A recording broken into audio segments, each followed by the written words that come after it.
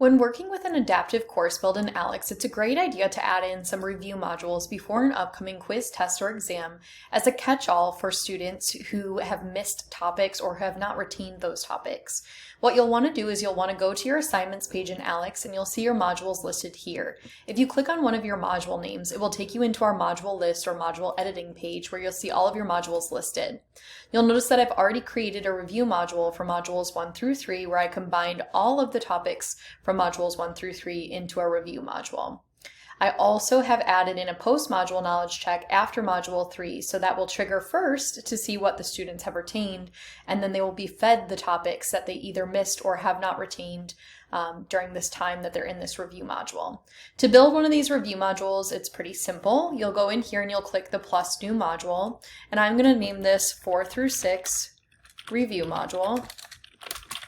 And then what you're going to want to do is date it to a few days before the exam so the students will have time to go in there and do this review. And then when you have this all topics, you're going to change the view by from the textbook TOC or the ALEKS TOC, and you're actually going to change it to the ALEKS modules.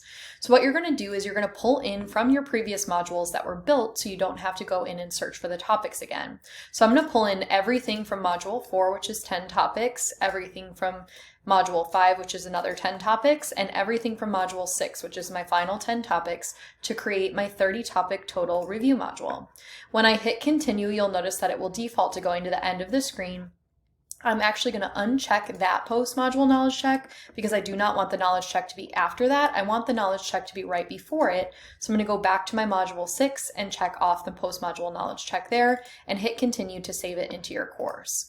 Once you do so, you'll get fed your recommendations and you can take them or not take them and just scroll down and hit save to see that update on your assignments page.